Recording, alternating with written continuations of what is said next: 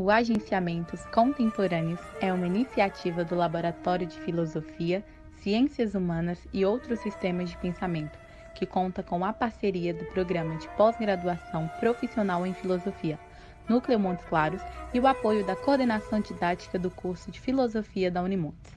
O Agenciamentos Contemporâneos procura abrir espaço para que pesquisadores, vinculados à academia ou não, possam apresentar suas considerações sobre problemas relevantes, privilegiando uma conversação transversal com um pensamento conectado à pesquisa, ao ensino e demais práticas cotidianas.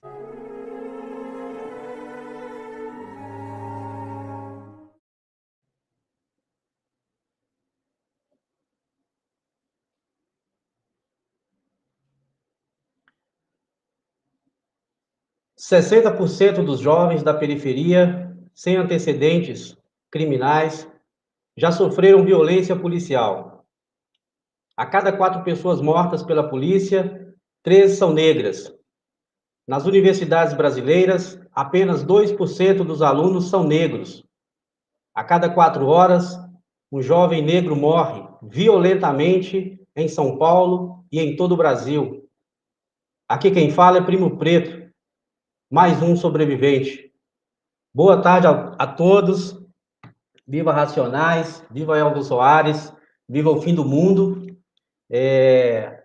Já cumprimentar a todos pela presença, agradecer imensamente a todos que têm contribuído por este evento, perspectivas sobre o fim do mundo.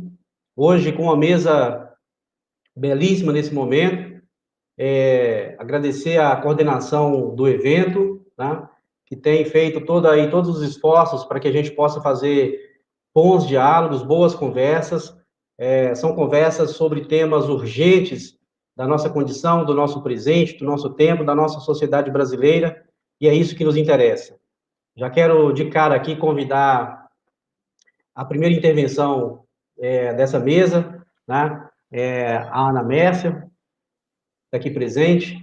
Ana, boa tarde, seja muito bem-vinda ao Agenciamentos, ao evento, né? As perspectivas do fim do mundo. E já de imediato eu te passo a palavra para que você possa se apresentar ao nosso público, que não te conhece ainda aqui, e já depois da sua apresentação você já pode dizer, né, o tema da sua intervenção e a palavra está contigo. Muito obrigado pela presença. Muito obrigada, boa tarde a todos e a todas. Eu sou Ana Mércia, professora da Rede Pública Estadual de Sergipe. Estou como redatora do novo currículo do ensino médio e do componente curricular de filosofia. E gostaria já de imediato de agradecer pelo convite para participar desse evento. De suma importância essa discussão e essa reflexão sobre as mudanças a partir das reformas educacionais, sobretudo no ensino médio, a partir dos documentos normativos que nós temos, né, as diretrizes curriculares nacionais do ensino médio, a Base Nacional Comum Curricular, a Lei de Diretrizes e Bases, a Lei 13.415, aprovada em 2017.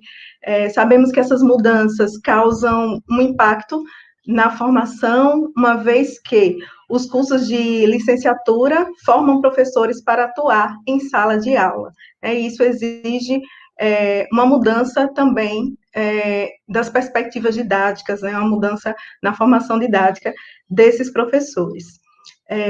Minha fala, ela vai estar em torno justamente da Base Nacional Comum Curricular e da proposta de flexibilização curricular, e vou tentar falar um pouco como foi essa experiência de redigir o currículo, como foi esse debate. O currículo de Sergipe, essa proposta curricular já foi encaminhada para o CONSED, então eu vou falar um pouquinho, né, a partir dessa experiência. Bom, nós sabemos que a obrigatoriedade de filosofia, né, de acordo com esses documentos citados, ela se insere no campo de estudos e práticas. Não irei, nesse momento, me aprofundar nesse panorama histórico, legislativo, né, até porque a gente tem um tempo reduzido, então eu vou tentar focar no objeto da minha fala, para a gente ganhar tempo, e eu me concentrei justamente nessa questão da flexibilização curricular. Bom, a reforma, ela traz grandes mudanças a partir da homologação da Base Nacional Comum Curricular, com, primeiramente, a ampliação da carga horária, né, de 2.400 horas para 3.000, compondo formação geral básica e itinerários formativos, os quais fazem parte da parte flexível. A gente sabe que quem já teve acesso à BNCC, quem já leu o documento, sabe que a BNCC é um documento de caráter normativo, a BNCC foi homologada, os estados alguns ainda estão em processo de construção, outros já concluíram, porque nós temos um prazo para essa implementação, e, sendo de caráter normativo, a BNCC busca garantir as aprendizagens essenciais que o estudante deve ter ao final do ensino médio e visa a formação integral. Essa formação integral, ela se reflete nas competências e nos aspectos não apenas cognitivos desses estudantes, mas também nos aspectos socioemocionais. E aí a gente tem uma ideia de protagonismo, a gente tem uma competência a ser desenvolvida também a partir do projeto de vida do estudante. Essa escolha do estudante, ela é levada em consideração, principalmente nos itinerários formativos, onde os estudantes podem escolher uma área de aprofundamento. É importante deixar claro que a BNCC não é o currículo, né? Os estados tiveram uma autonomia para elaborar a arquitetura curricular.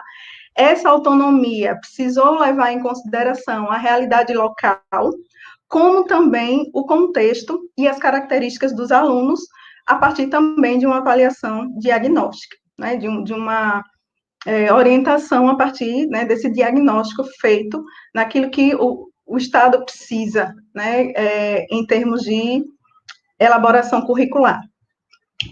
O ensino médio deve assegurar sua função formativa para todos os estudantes, sejam adolescentes, jovens e adultos, mediante diferentes formas de oferta e de organização.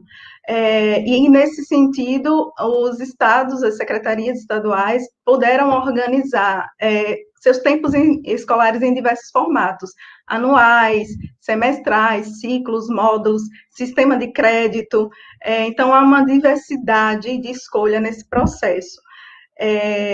Em Sergipe, o que foi encaminhado para o CONSED é uma proposta de organização curricular a partir de uma oferta semestral, né? A partir de períodos semestrais. Então, o desenho da arquitetura da etapa do ensino médio leva em conta as grandes definições que precisaram ser tomadas pelas equipes estaduais, e aqui eu faço parte ainda, né, do ProBNCC, que justamente compõe essa equipe que redigiu, que elaborou o currículo do Estado de Sergipe. Então, na proposta da matriz curricular de Sergipe, nenhum componente curricular ficará com menos de 2 horas, né, da carga horária. A oferta, como eu já falei, é semestral, e atualmente a gente tem um currículo em que filosofia compõe 40 horas anuais. A proposta do novo currículo que foi enviada, ela tem uma oferta semestral ampliando a carga horária de filosofia no primeiro e segundo semestre, e corresponde ao primeiro ano do ensino médio, para 80 horas, e os demais, segundo e terceiro ano do ensino médio, para 40 horas. No caso, ficando no primeiro semestre do segundo ano com 40 horas, e no terceiro, e no último semestre do terceiro ano também com 40 horas. Então, a gente pode notar que Sergipe optou por uma ampliação da carga horária, e a gente pode, Christian, depois pode falar um pouco mais disso, os outros estados, nem todos os estados levaram isso em consideração, né? Então, a gente tem, como eu já falei, né, uma formação geral básica a partir de habilidades e competências, e nós temos a parte flexível do currículo, onde estão as atividades integradoras a partir dos itinerários formativos. Bom, mas o que são essas competências e essas habilidades, né? A competência, ela diz respeito à mobilização de conhecimentos, conceitos e procedimentos, habilidades práticas cognitivas e socioemocionais, atitudes e valores para resolver demandas complexas da vida cotidiana, do pleno exercício da cidadania e do mundo do trabalho. As habilidades estão relacionadas a diferentes objetos de conhecimento, aqui entendidos como conteúdos, conceitos e processos, que, por sua vez, são organizados em unidades temáticas. No caso das ciências humanas e sociais aplicadas, na qual filosofia está inserida, essas unidades temáticas estão na BNCC, né, através das categorias de espaço, tempo, fronteira, território, indivíduo, natureza e sociedade, cultura e ética, política e trabalho. Então, a gente tem, na BNCC, a gente tem 10 competências gerais básicas e na área de ciências humanas e sociais aplicadas, nós temos 6 competências. E aí, dentro dessas competências, as habilidades. E a partir dessas habilidades, cada componente curricular, no caso, História, Filosofia, Geografia e Sociologia, elaborou o currículo com os conteúdos que irão mover, né, os objetos de conhecimento que irão movimentar essas habilidades. E a gente percebe que a BNCC, ela direciona os conhecimentos para esses eixos temáticos. Então, a gente precisa levar em consideração essas categorias que eu acabei de elencar. Mas, para mim, como redatora, também foi um desafio de, além de levar em consideração essas categorias, levar em consideração também aquilo que a BNCC não coloca de forma direta. Então, como observar a habilidade e, a partir dessa habilidade, escolher, e foi uma responsabilidade muito grande nesse sentido, escolher objetos de conhecimento, né, que contemplem todo o campo da filosofia, desde a estética, a lógica, a política, a ética. Então, assim, foi uma escolha que também foi pautada em diversos debates, em diversas discussões, a partir de 2 consultas públicas, a partir de oficinas, a partir de apresentações. Fui convidada por Cristian algumas vezes para debater sobre isso, para ouvir também professores e estudantes, para que esse currículo fosse elaborado de forma democrática, de forma ampla, né, através de muitas mãos, né, e ouvindo de forma consciente aquilo que os professores, quais eram as sugestões e críticas dos professores daquilo que eu propus, né, como objetos de conhecimento, levando em consideração que na BNCC ela não direciona quais competências devem ser trabalhadas em quais séries. Não existe isso. Então, também foi um trabalho de definir que objetos de conhecimento seriam trabalhados. O importante é que essa escolha dos redatores, ela foi feita através de edital, então foi uma seleção. Os professores que fizeram parte dessa equipe são professores que estão em sala de aula, que é o meu caso. Eu sou professora da Escola de Tempo Integral, e isso me deu uma experiência muito grande, principalmente na parte da flexibilização curricular.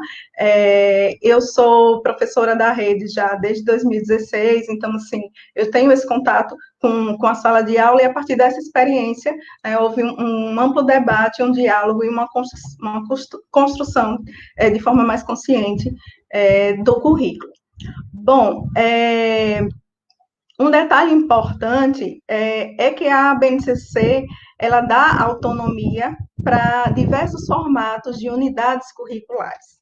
Então, esses formatos, eles podem ser trabalhados como disciplina, que é o que a gente tem hoje de comum na prática docente, mas também dá a possibilidade para que o professor trabalhe em formato de laboratório, oficina, incubadora, núcleo de estudos, núcleo de criação artística.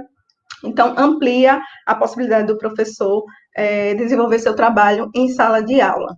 E também os itinerários formativos, né, eles são trabalhados nesses formatos. Nesse sentido, para falar em desafio, é um grande desafio pensar em como trabalhar nesses formatos, que são formatos nos quais nós não estamos ainda habituados a trabalhar. Então, como garantir as aprendizagens propostas pelo currículo do Estado a partir desses vários formatos, ou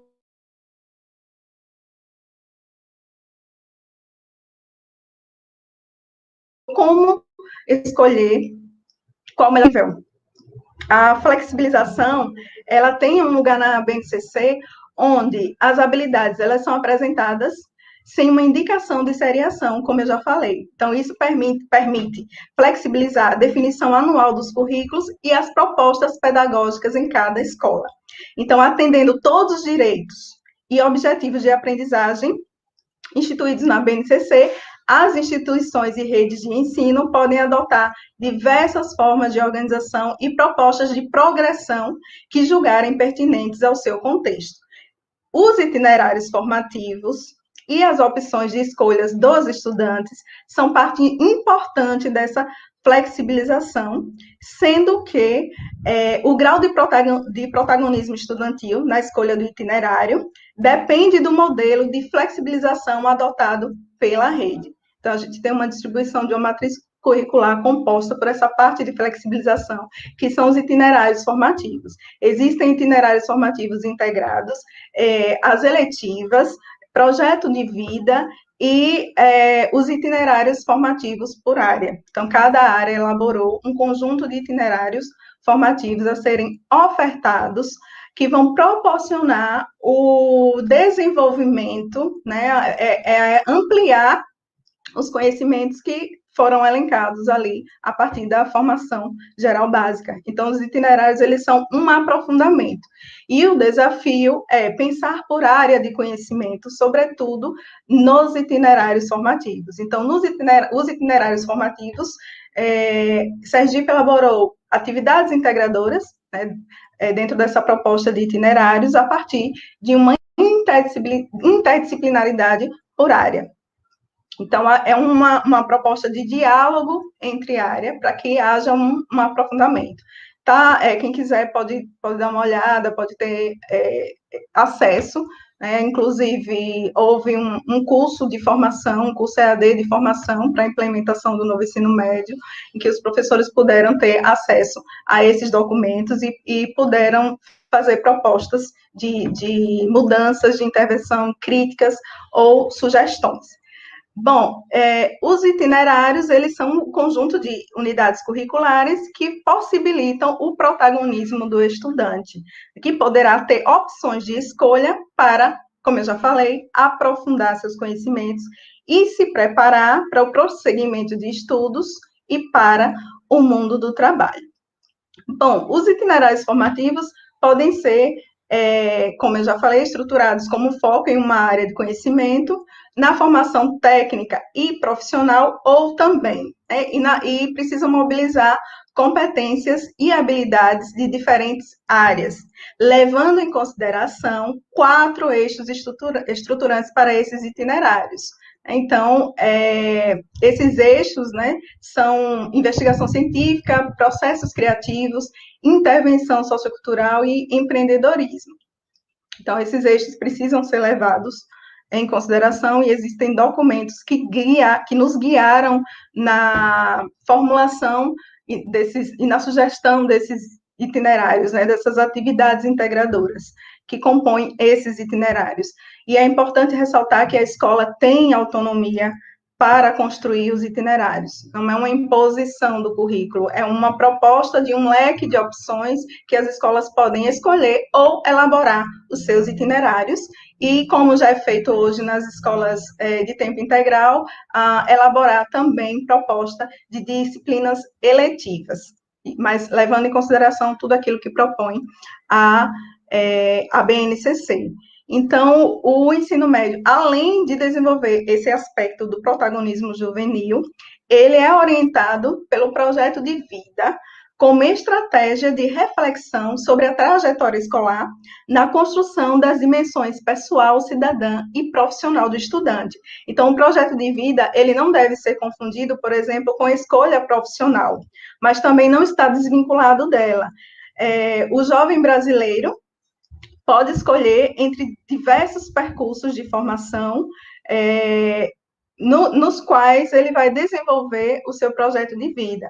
Então, é o papel da escola auxiliar os estudantes a aprender a se reconhecer como sujeitos, a aprender a desenvolver aspectos socioemocionais, considerando suas potencialidades e a relevância dos modos de participação e de intervenção sociocultural. Então, há uma ampliação dessa percepção das possibilidades. Bom, já indo para a conclusão, então, o ingresso do estudante no ensino médio, ele passa a incluir essas escolhas, né? A escolha do seu projeto de vida, que é uma escolha que é orientada desde o primeiro ano do ensino médio, uma escolha do itinerário formativo, que é uma escolha a partir de um amadurecimento, não é uma escolha imediata, porque quando chega no primeiro semestre do primeiro ano do ensino médio, o aluno não sabe ainda, ele não tem esse amadurecimento sobre qual projeto de vida, né, ou qual área que ele quer se aprofundar. Então, isso é feito, esse aprofundamento não é feito de imediato, mas é feito a partir de uma orientação. Bom, os currículos, eles podem, como eu já citei as eletivas, né, eles podem considerar componentes de eletivas complementares.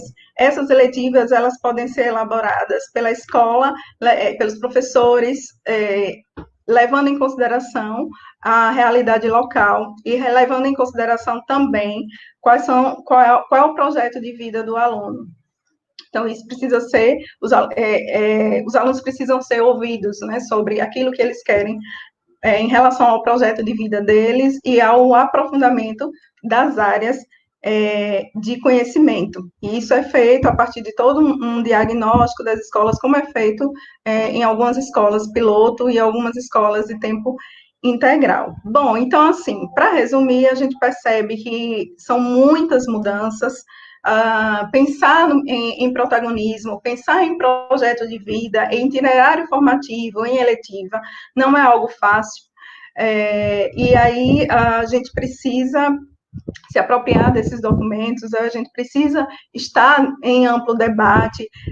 Eu penso que é um desafio muito grande, não apenas para os professores que estão se formando, né, para os estudantes que estão concluindo a graduação, mas também é um desafio para os professores que já atuam nas redes de ensino, seja pública, seja privada, no ensino médio, porque isso vai exigir dos professores uma formação continuada. Então, a gente não se forma na universidade pensando nesses aspectos de interdisciplinaridade e pensando nesses aspectos novos agora, né? Então, essa formação, inclusive, nas graduações, elas vão precisar passar por um processo de mudança, porque, como eu falei no início, o professor é formado para atuar no ensino médio, e atuar no ensino médio diz respeito a levar em consideração o que traz de novo, né? O que a base traz, o que a BNCC traz de novo nesses aspectos. E algo importante é pensar que, por exemplo, vou falar disciplina, porque fica mais fácil no momento de entendimento, mas uma disciplina que leve em consideração, por exemplo, o projeto de vida do aluno. Não existe um professor formado para dar aula de projeto de vida. Essa escolha não é feita a partir de uma formação pré-existente, né? A gente acabou, por exemplo, o professor de projeto de vida hoje, ele passou por informações internas da secretaria, e a gente se impacta porque a gente não vê isso, por exemplo, na graduação. Então, para concluir, né, e para finalizar minha fala, embora a BNCC não defina uma metodologia de ensino, ela não diz que metodologia a gente deve seguir, a formação do aluno, caracterizada a partir dessas competências, ela precisa ser alcançada por uma proposta de metodologias ativas. Então, há uma mudança no pensar pedagógico, no fazer pedagógico, né, no processo de ensino-aprendizagem. Então, para falar desse desafio, eu penso que programas como o programa, como o PIBID, Programa de Residência Pedagógica, possuem um papel importantíssimo nesse processo, né? O diálogo entre os professores a partir de suas experiências em sala de aula, principalmente dos professores das escolas piloto, dos professores das escolas piloto, a ideia de projetos com vínculos, né, com parcerias entre a universidade e a Secretaria de Educação, eu acho que é muito importante, e eu penso que esse processo de implementação, ele só pode ser feito a partir de uma formação continuada de professores. Então, eu concluo aqui a minha fala e agradeço mais uma vez por poder participar desse debate. Muito obrigado, Ana Messia, pela sua exposição, pela belíssima exposição sobre a BNCC, sobre o currículo, perspectivas do fim do mundo, né, uma homenagem a Elza Soares e Racionais MCs. Essa mesa fala sobre reformas educacionais e o desafio da formação docente em filosofia. A gente agradece aqui a primeira intervenção da Ana Messia. Já vou chamar na sequência o João Paulo Gama, né, para poder fazer a intervenção dele, e mais tarde a gente retoma, a Ana retorna para poder responder algumas questões, para a gente poder debater. João Paulo, boa tarde, seja bem-vindo a essa mesa, a esse evento. Já te agradecemos aqui de coração pela sua generosidade em participar com a gente. Fique extremamente à vontade para se apresentar e já tratar do seu tema. Muito obrigado, a palavra é sua. Muito obrigado. Denilson, eu quero já boa tarde a todas e todos. Agradecer, né, o convite para poder conversar com vocês na tarde de hoje e parabenizar aos organizadores do evento, né, por essa brilhante contribuição às discussões, às reflexões que têm sido travadas nos últimos dias. Agradecer ao professor Christian pelo convite em participar da mesa e dizer a minha honra de dividir esse espaço virtual com a professora Ana Messia. A professora Ana Messia, o final da sua fala está intimamente ligado ao que eu pretendo abordar aqui hoje, e o professor Christian, né, que é parceiro aí de vários trabalhos. Eu pedi para vocês colocarem os slides para a gente poder conversar. A minha ideia hoje é apontar rapidamente, né, algumas das questões relacionadas às licenciaturas na UFES. Eu sou professor do Departamento de Educação do campus Professor Alberto Carvalho, da Universidade Federal de Sergipe, e também do Prof. História, né, do mestrado profissional em História da UFES, e estou como chefe, né, estou na coordenação da divisão de licenciaturas também da universidade. Então, a ideia, né, no dia de hoje, diante do convite do professor Christian, foi justamente falar sobre alguns dos desafios das licenciaturas da UFES. Então, a minha fala, no primeiro momento, eu vou apresentar um pouco, né, para o público que talvez não conheça, um pouco do cenário das nossas licenciaturas na universidade, né, em alguns números, em alguns desses aspectos, e depois alguns desses desafios chegando nas reformulações curriculares. A ideia é essa, né, eu espero não cansar vocês com alguns minutos de fala e que a gente possa dialogar melhor depois. Pode passar, por favor. Então, um breve cenário, nós temos na Universidade Federal de Sergipe 32 cursos de licenciatura, 24, a parte deles são concentrados no campus de São Cristóvão, e alguns deles também são ofertados à distância, pelo Centro de Educação Superior à Distância. No campus de Itabaiana, né, do qual eu faço parte, é conhecido como campus das licenciaturas. Dos 10 cursos ofertados lá, 7 são de licenciaturas e um curso no campus Laranjeiras. Pode passar. Então, no Centro de Ciências Exatas, né, do CCET, nós temos a licenciatura de Física, Matemática e Química. Passar. No CCBS, os cursos de Ciências Biológicas e Educação Física, mais uma vez. E aí nós chegamos no CSH, né, que é o centro da Universidade Federal de Sergipe, que possui o maior número das licenciaturas com artes, ciências sociais, ciência da religião, filosofia, né, o curso que a gente está aqui conversando mais diretamente, geografia, história, letras libras, letras língua portuguesa, espanhol, inglês, letras português e inglês, português e espanhol, português e francês, música, pedagogia e teatro. Pode passar. lá no campus de Itabaiana, né, o campus professor Alberto Carvalho, as licenciaturas são Ciências Biológicas, Física, Geografia, Química, Letras Português, Matemática e Pedagogia. E terminando esse cenário dos cursos, no campus de Laranjeiras, nós temos o curso de licenciatura em dança.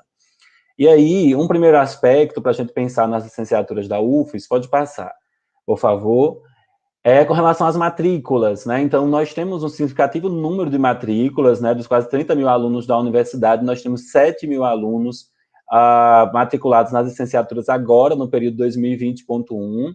O campus Itabaiana concentra mais de 1.000 alunos, Laranjeiras 187, CCBS 574, CCET 1.132 e o CSH, nosso centro das licenciaturas no campus São Cristóvão, pouco mais de 4 mil discentes matriculados nesses cursos. Pode passar, Wilson. Pegando, né, o CSH, só para a gente ter uma ideia, e já sublinhar aqui, né, os matriculados no curso de filosofia, desses 4 mil alunos, 204 discentes estão matriculados no curso de filosofia. Com essa matrícula, nós temos um problema ainda a ser resolvido, a ser pensado, e eu coloco como um dos desafios, pode passar, por favor, que é a evasão. Então, para vocês terem uma dimensão, nós tivemos 676 alunos que evadiram dos cursos das licenciaturas em 2019, mais 109 em 2019, 2, contabilizando 785 alunos. Se a gente for pegar lá a taxa de matriculados, né, o número de matriculados em 2020, que é aproximadamente 7 mil, a gente vai ver que nós temos uma evasão de mais de 10% aí nas licenciaturas, e é algo que fica bem dividido, né? Não há uma concentração em um centro, mas essa evasão ela ocorre em diferentes centros, né? Seja os centros como Itabaiana ou Laranjeiras, ou mesmo os centros do CSET e CSH. Há um percentual muito próximo no número aí de evasão, infelizmente, das nossas licenciaturas. Pode passar, por favor. No curso de filosofia, né, se vocês observarem, é o terceiro aí da tabela, é uma tabela feita com base nos dados da Proplan. Nós tivemos uma evasão de 2019 de 15 alunos, né, 15 discentes deixaram o curso, então são uma média de 200 e pouco matriculados e uma evasão de 15 discentes aí em 2019. Pode passar.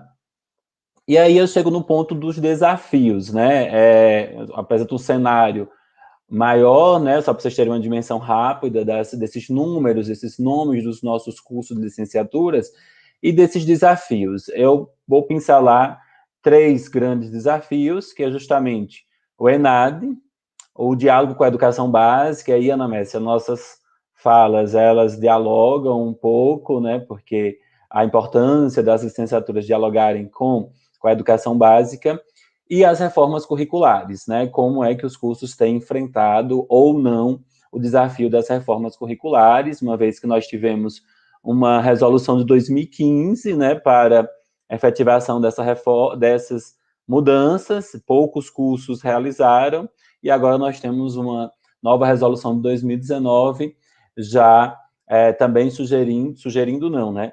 Também encaminhando que os cursos de licenciaturas devem modificar, em diálogo com a própria BNCC, citada aqui por Ana Messia, e com um prazo de 2 anos para que isso aconteça. Eu vou falar um pouco mais sobre isso lá na frente. Então, com relação... Pode passar, por favor.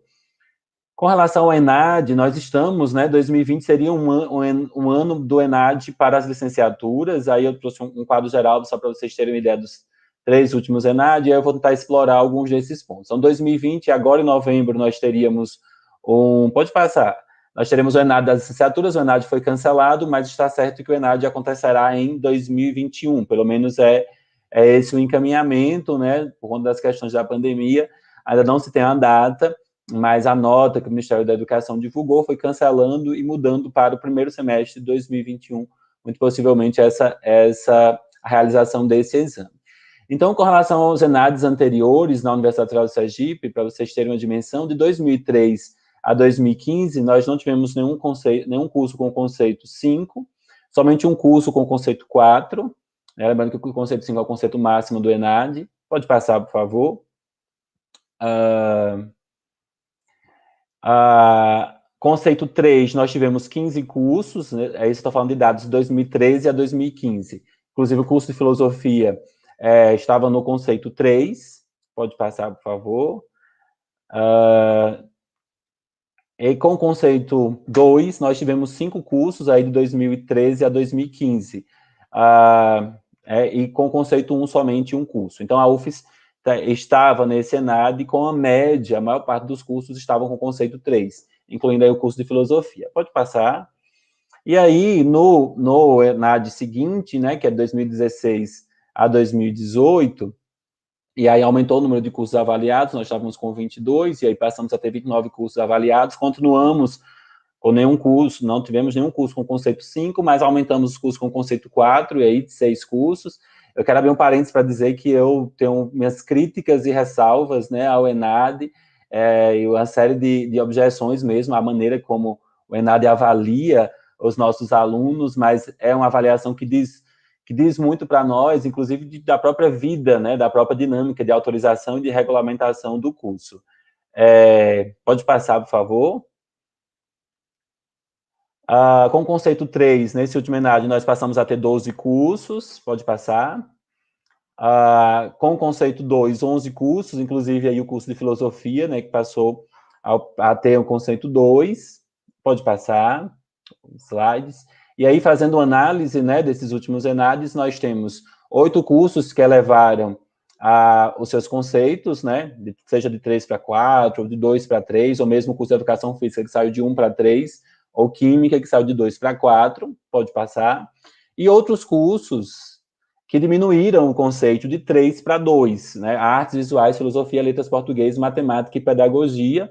E aí a gente se preocupa muito com esses cursos, não no sentido do curso em si, mas como os alunos farão o ENAD. A gente sabe que são excelentes cursos, que na Mércia está aí, né, para mostrar que os alunos que terminam o curso se inserem nas redes e tudo mais, mas como esses alunos estão ou não preparados para um tipo de avaliação que é o ENAD, e para a gente evitar um conceito 2, né, novamente, ou mesmo um conceito 1, o que pode acarretar em visitas e tudo mais, e também uma análise do PPC do curso, né? E aí seria feita uma nova análise do PPC do curso, que aí deverá estar de acordo com as reformulações curriculares que foram implementadas há um ano, né, que é essa reformulação de 2019.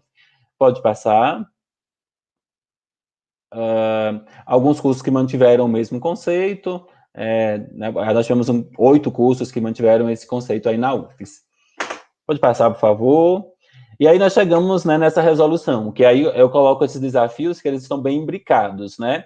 A nota do ENAD, né, e como esses alunos farão esse ENAD agora, muito possivelmente no primeiro semestre de 2021, e como será cobrado dos nossos cursos de licenciaturas, essa resolução, né, publicada em 20 de dezembro de 2019, que define diretrizes curriculares nacionais para a formação inicial de professores para a educação básica e institui a Base Nacional Comum para a formação inicial de professores, né, a BNC Formação. Há uma série de críticas, nos últimos meses a gente assistiu uma série de lives, de publicações que falam justamente sobre esse documento, as críticas que são feitas a esse documento, né, a mudança que esse documento proporcionou no que tinha sido discutido, no que tinha sido pensado, nos avanços que a resolução de 2015 tinha conseguido, muito movimento de resistência mesmo, e como os cursos de licenciaturas podem resistir a esse documento, quais são as estratégias, inclusive via associações, os debates que os cursos das diferentes universidades podem promover para tentar ajustar os seus currículos dentro do que manda a resolução, né? Pode passar, por favor.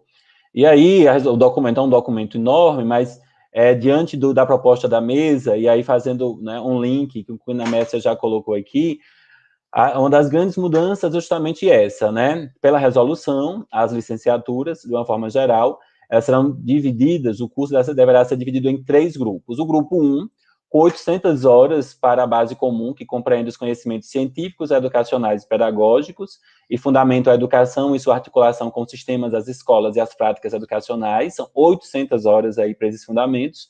Um grupo 2, com 1.600 horas para a aprendizagem dos conteúdos específicos das áreas, de componentes, unidades temáticas e objetos e conhecimentos da BNCC, e também, mesmo nessas 1.600 horas, deve-se trabalhar o domínio pedagógico desses conteúdos. E o grupo 3, no slide seguinte, deve-se trabalhar, né, aí 800 horas para a prática pedagógica, assim distribuídas, 400 horas para o estágio supervisionado, em situação real de trabalho na escola, segundo o PPC, e mais 400 horas para a prática dos componentes curriculares dos grupos 1 e 2, né, aqueles 2 grupos citados anteriormente, que devem já ser distribuídos desde o início do curso, né, desde o primeiro semestre do curso. Então, dá para perceber nitidamente que a resolução de dezembro de 2019, ela provoca, né, uma profunda alteração nos currículos das licenciaturas, ou essa é a ideia, né, distribuindo, assim, muita carga horária prática, né, entre outras questões aí que a gente pode discutir. Pode passar, por favor. E aí, né, uma outra questão super complicada é o prazo limite de até 2 anos a partir da publicação dessa resolução para implementação por parte das instituições de ensino. Como foi publicado em dezembro de 2019, teoricamente nós temos até dezembro de 2021 para os cursos mudarem os seus PPCs e se adequarem a essa nova resolução. Os cursos que já tinham se adequado, né, o parágrafo único, as IES que já implementaram o previsto na resolução de 2015, né, terão um prazo limite de 3 anos. Então, a gente entende que as instituições e os cursos que já reformularam, com base nessa resolução, terão até 2022 para fazer essa nova adaptação curricular. Pode passar. E aí, como é que anda a situação da UFES, né? No caso da UFES, nós temos 7 cursos de licenciaturas, que fizeram as suas reformulações curriculares, com base lá na resolução de 2015, e, teoricamente, tem aí 3 anos para implementação.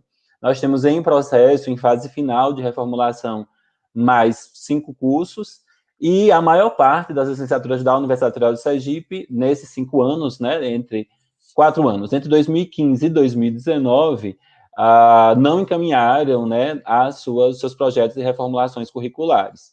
Então, pelo que consta hoje, né, e são dados do DEAP, Departamento de Apoio Pedagógico da Universidade, boa parte das licenciaturas da UFES tem mais ou menos 1 ano aí para fazer suas adaptações curriculares de acordo com a resolução de 2019. Pode passar, por favor?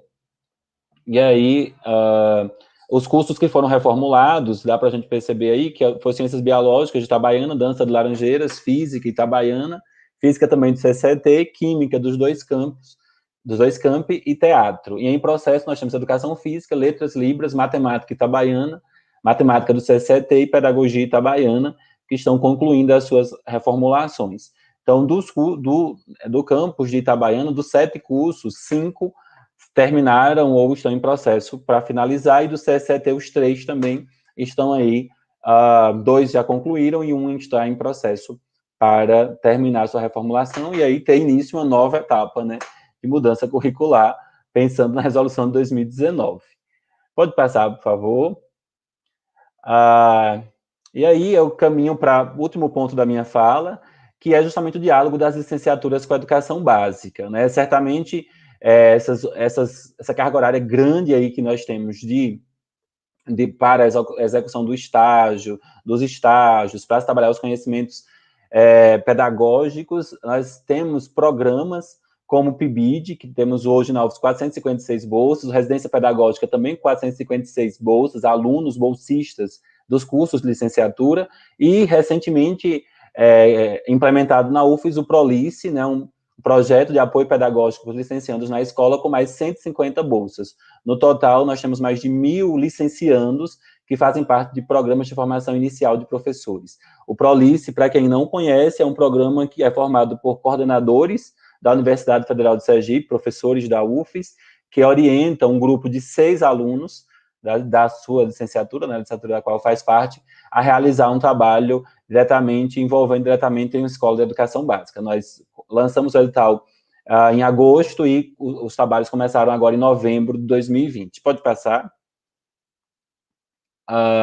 Então, do PIBID, até sublinhei aí, né, os cursos que fazem parte, inclusive filosofia, pode passar. Do residência pedagógica também, os cursos da UFES, que tem os núcleos do residência pedagógica, o curso de filosofia da UFES está nos 2 programas, né, tanto no PIBID como no Residência, cada um com 24 bolsas, né, 24 alunos das licenciaturas, além dos professores de educação básica e do coordenador de área. Pode passar. Já o ProLice, o curso de filosofia não manifestou interesse, então aí são os cursos da UFES que manifestaram interesse. Todos os cursos, nós encaminhamos memorando para todos os cursos da universidade, e todos aqueles que manifestaram interesse de formação de núcleos foram contemplados, ou com 6 ou com 12 bolsas, a depender do número de alunos matriculados. Nós não temos mais porque, inclusive nós teríamos mais vagas, mas muitos cursos não demonstraram interesse em fazer parte desse projeto inicial de formação docente. Pode passar, por favor.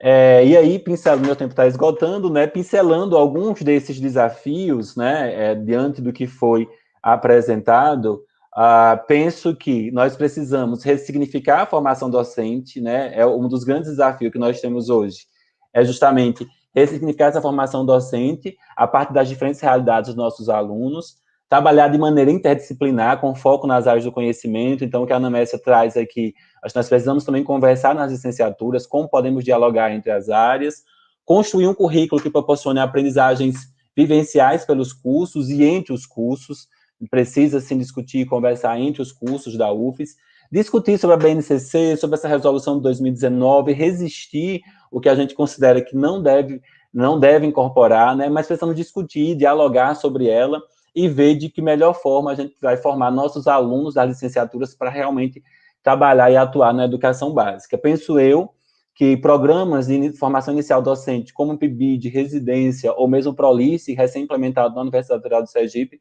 são caminhos a serem trilhados, aperfeiçoados e melhorados para que a gente possa, sim, ter uma formação docente cada vez mais de qualidade. Posso passar? Quero agradecer, finalizo com os agradecimentos, acho que cumpri aí, deixo meu e-mail para contato, agradeço mais uma vez aos organizadores, à mesa, e me coloco à disposição para um debate após a fala do professor Christian Lindenberg.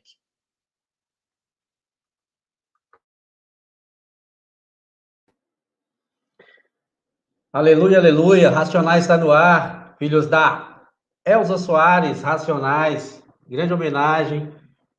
João Paulo Gama, muito obrigado pela sua questão, já deixo de cara aqui o agradecimento pelo levantamento, né, um levantamento extremamente minucioso, e daqui a pouco, na sequência, a gente vai certamente discutir, né, essas questões nessa mesa que fala sobre reformas educacionais e o desafio da formação docente em filosofia. Eu vou chamar, então, o Christian Lindenberg para poder compor aqui com a gente, fazer a intervenção dele. Christian, boa tarde, seja bem-vindo ao agenciamento, ao evento. Obrigado aí pela sua intervenção, pela sua participação, pela sua presença. E já passo para você se apresentar e já tratar do seu tema, tá? A palavra é contigo. Boa tarde, professor Ildenilson, colegas aí da Unimontes, do Prof.Fi, do núcleo da Unimontes. Quero também, desde já, dar meus boa tarde ao professor Piauí, colega do departamento e do programa de pós-graduação em filosofia da Universidade Federal do Sergipe, a qual agradeço também o convite, a oportunidade de, num evento tão bonito, tão interessante, e fazendo homenagem a dois artistas, tão importantes na nossa cultura popular, que é o Racionais MC e Elza Soares, abrir um espaço para discutirmos questões relacionadas ao ensino de filosofia e, de forma mais específica, a formação docente do professor de filosofia. A minha exposição, ela está dividida em 4 etapas.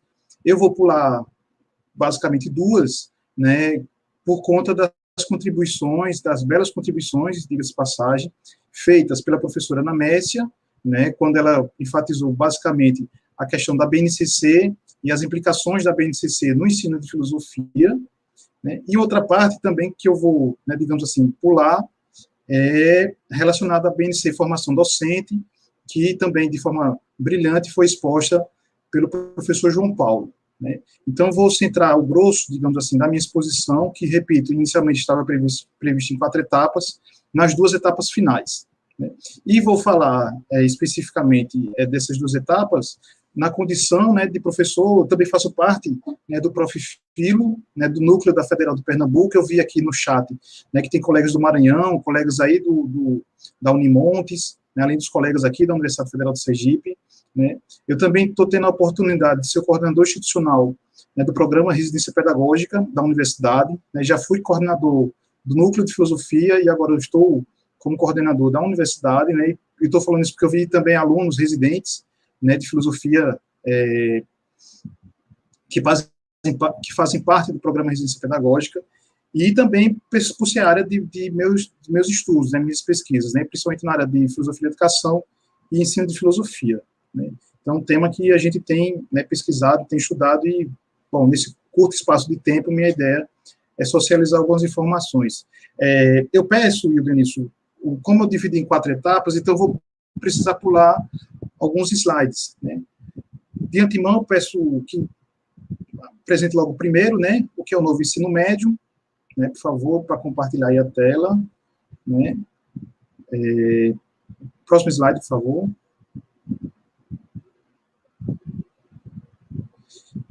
Pronto, o que é que eu entendo por novo ensino médio, né?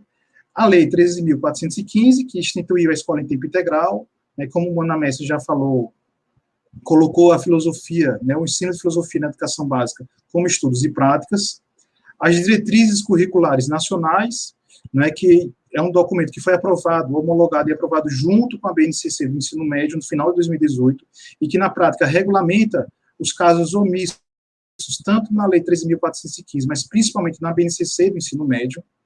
Entendo também por novo ensino médio, né, a base nacional como curricular, né, que a professora Ana Mestre detalhou, então, assim, né, acho que todo mundo já sabe minimamente os objetivos, né.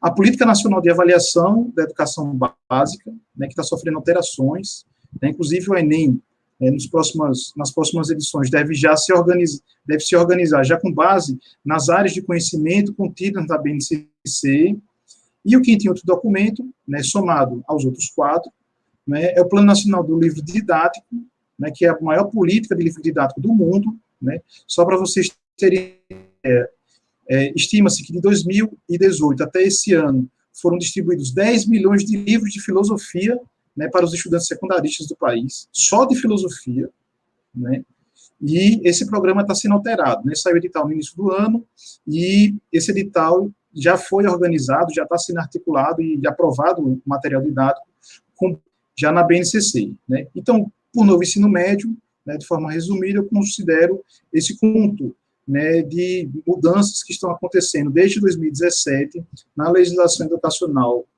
do nosso país, especificamente na educação básica, né. Eu peço que passei para o slide número 11, e o Denilson, porque eu vou só para mencionar as habilidades e competências específicas das áreas de ciências humanas e sociais aplicadas, que são 6, né. Eu não vou lê-las, né, por questões de tempo, né. O slide 11.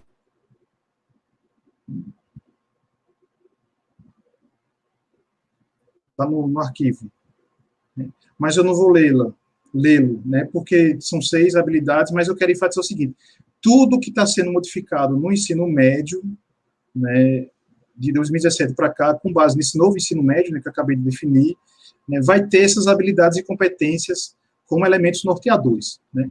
Isso vai impactar não só no currículo, ou nos arranjos curriculares do ensino médio, mas também no outro documento, né, que eu mencionei, que João Paulo, né, detalhou com mais ênfase, né, que é a BNC Formação Docente, né.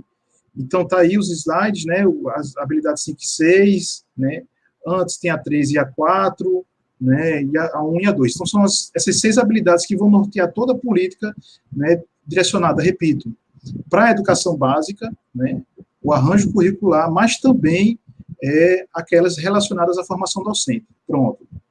O slide anterior, pronto, tá aí as habilidades, né, são as habilidades contidas na BNCC, repito. Então, acho que é bom a gente ter muito em mente, muito nítido, o poder que elas irão exercer nos próximos anos, quando o assunto será ensino de filosofia na educação básica e formação docente. Bom, a BNC, né, o slide 17, por favor.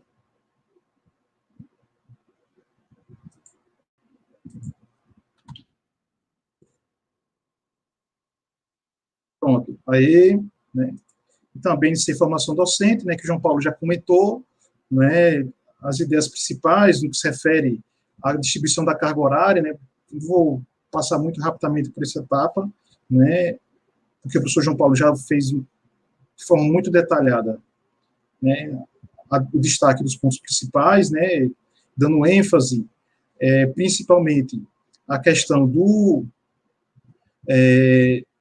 da carga horária destinada a disciplinas pedagógicas, né, já eu vou fazer um comentário, né, acerca disso, mas o objetivo principal dessa BNC Formação é revisar e atualizar a resolução número 2 de 2015 do CNE, né, que João Paulo também já mencionou, adaptando-a aos preceitos contidos na BNCC, né.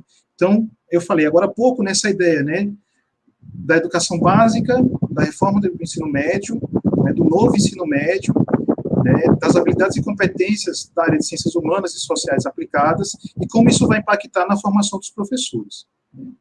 Então, essa BNC Formação Docente já deixa explícito, né, essa ideia, essa amarração, né, entre política de formação docente e políticas públicas direcionadas para a educação básica, no que se refere especificamente ao currículo, à avaliação, né, e ao material didático, ou seja, ao que se ensina, como se avalia a aprendizagem, né, e questões didáticas, né, de métodos e de material didático, né, ou seja, tudo, né, quando o assunto é ensino. Né. Vou passar aqui por alguns slides. Pronto, passa aí para o 26º slide, por favor, professor Ildenilson, que tem, assim, contexto da formação docente. Questões a considerar.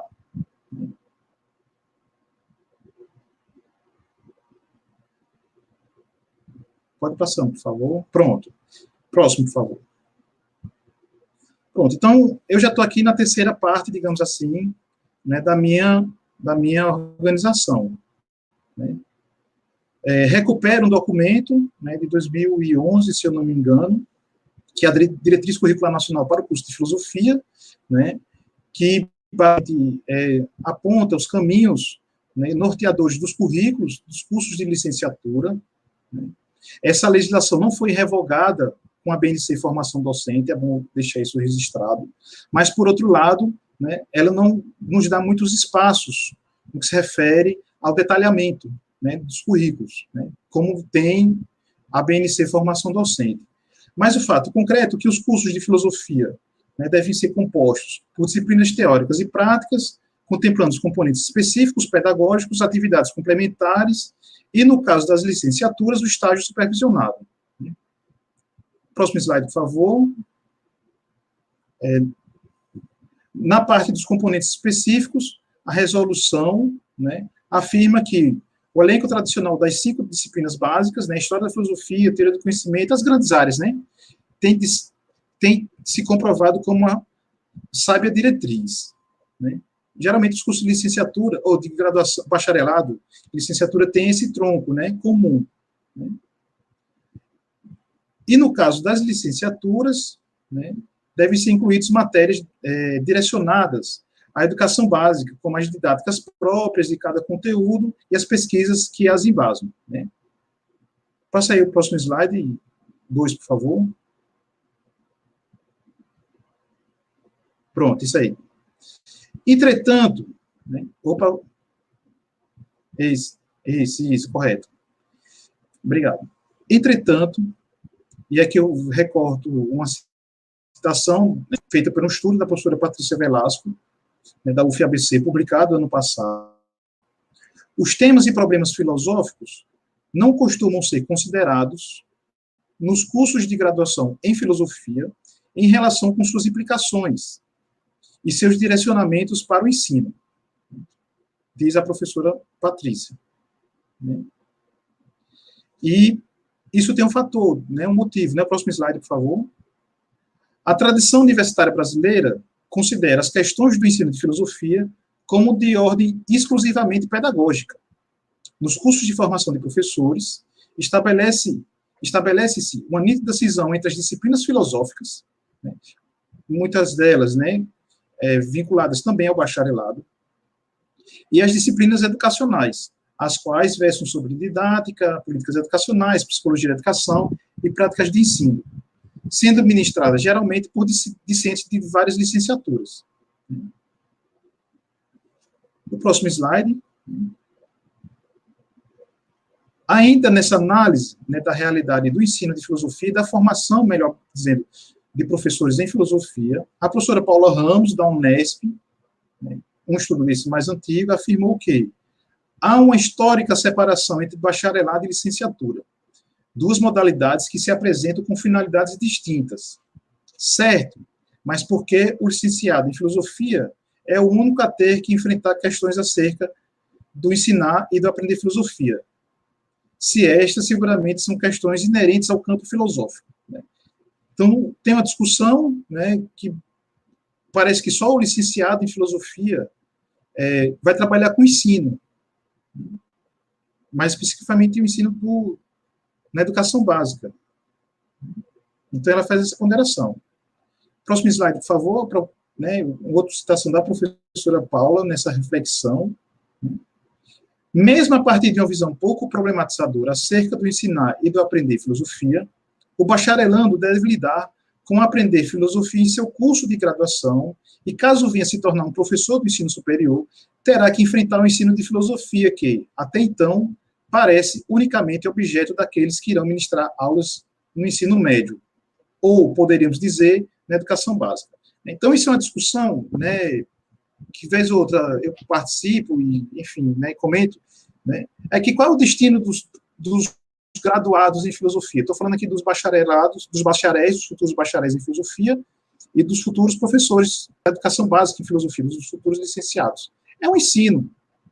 Então, a ideia que estou querendo estabelecer é, se cria uma dicotomia entre bacharelado e ensino, ou entre bacharelado e licenciatura, né, mais tarde ou mais cedo, esse bacharel em filosofia formado, ele vai ter que fazer um mestrado, um doutorado, para poder fazer o quê? Futuramente, no ponto de vista profissional, ensinar.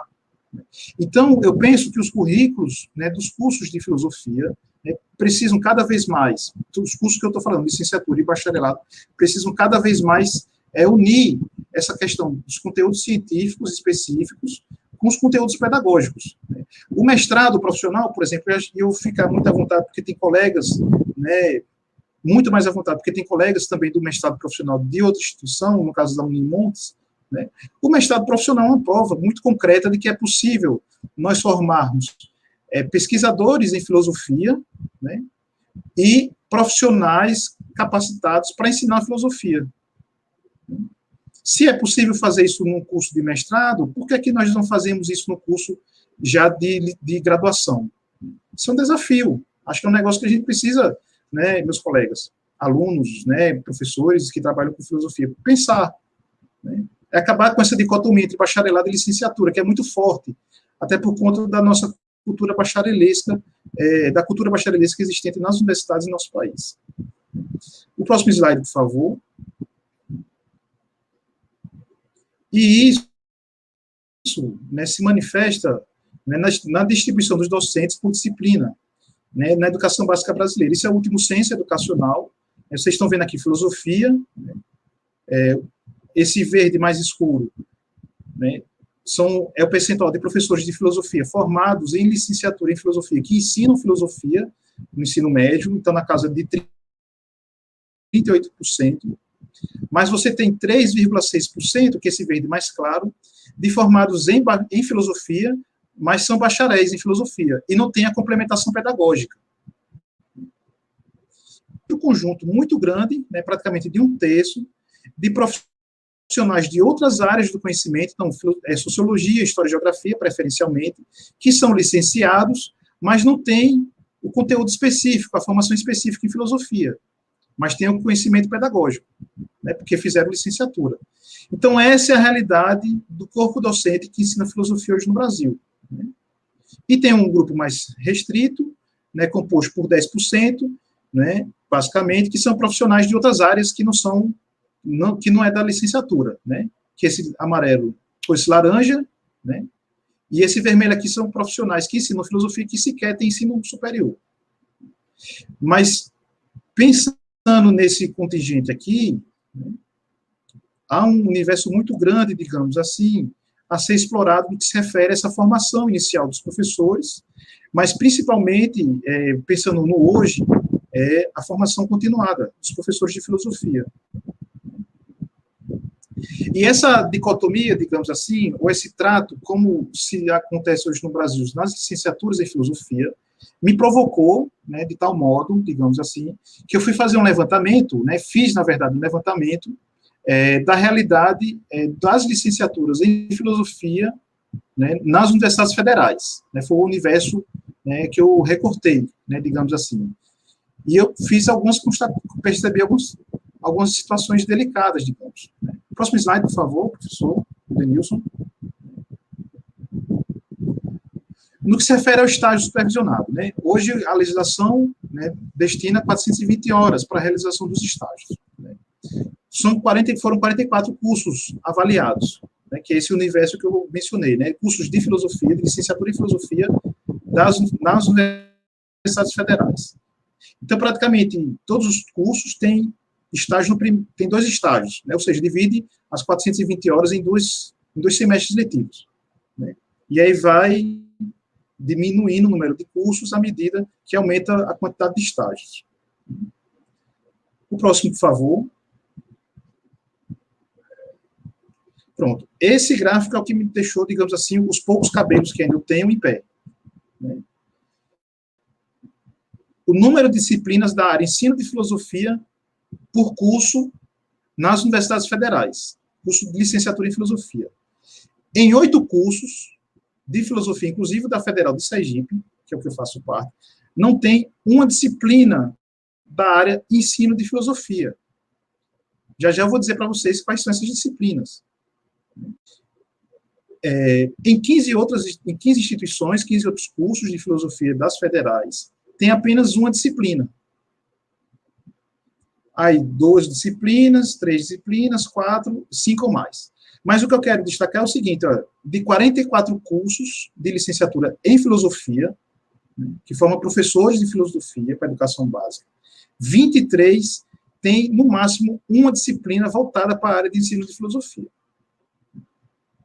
Isso eu estou falando de cursos de licenciatura de filosofia, que são esses cursos que hoje, né, 48% dos professores que ensinam filosofia foram formados. Uma boa parte desses 48%. E quais são as disciplinas que eu cataloguei como disciplinas da área de ensino de filosofia? Próximo slide, por favor.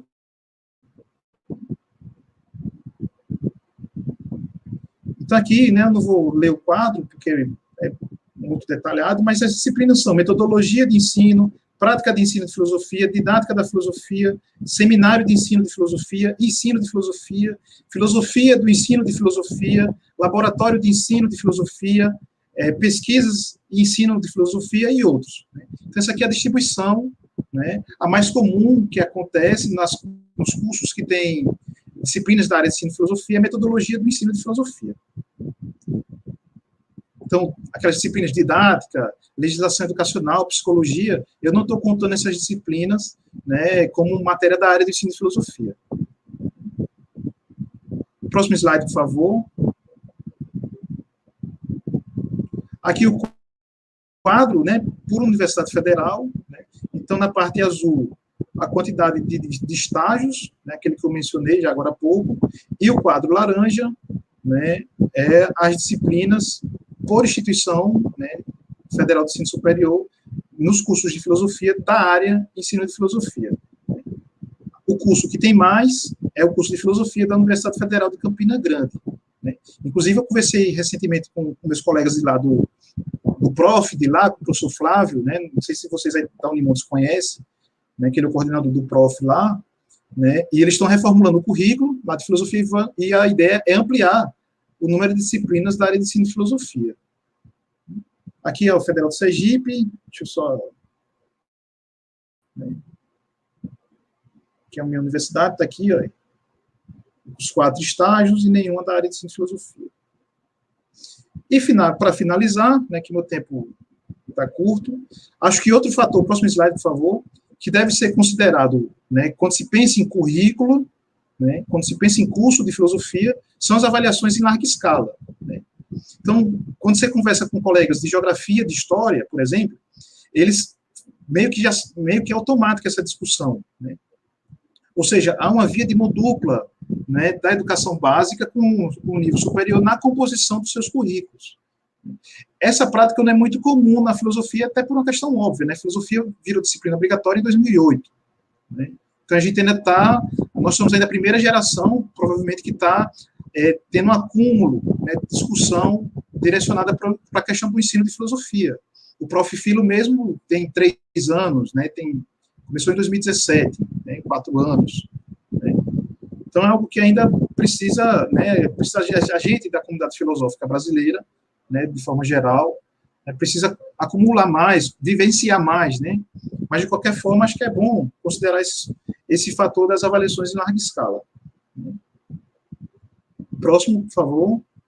Até porque, no caso do ENAD, né, desde 2005 tem questões pedagógicas, né, relacionadas à didática do ensino, né, questões de psicologia do ensino, ou seja, os cursos de licenciatura são avaliados não só no seu aspecto específico, né, do conhecimento específico, mas também no seu aspecto pedagógico.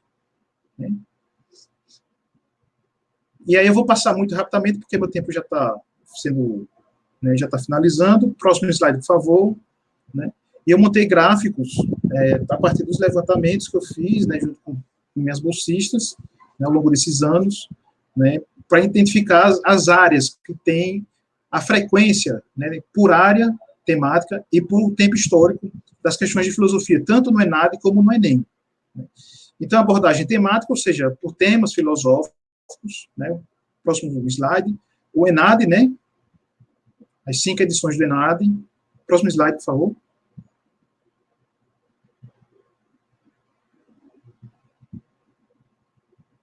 Pronto, então o ENAD, nas 5 edições do ENAD, as 6 edições do ENAD, 5 edições do ENAD, né, de filosofia, então, por tema, né, então, metafísica, teoria do conhecimento, filosofia política, lógica, ética, e vai diminuindo.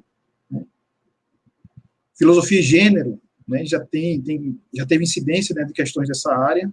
Né. O ENEM, que está no próximo slide, né, por tema, de 2009 até 2019, né, que foi a mudança acontecida no ENEM por causa da inclusão de filosofia e sociologia, né. Então, teve mais incidência de questões de filosofia política, depois ética e moral, epistemologia, história da filosofia da ciência, etc.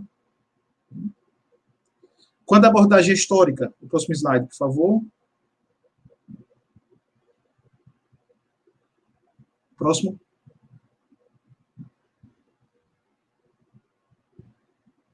No caso do ENAD, né, as 5 edições já realizadas do ENAD.